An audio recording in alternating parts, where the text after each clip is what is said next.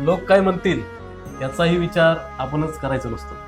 कारण जेव्हा सूरज हा इंस्टाग्रामवर वेगवेगळे व्हिडिओ बनवत होता, त्याची कला सादर करत होता, तेव्हा बरीच लोक विचित्र कमेंट्स करत होते, वाईट बोलत होते.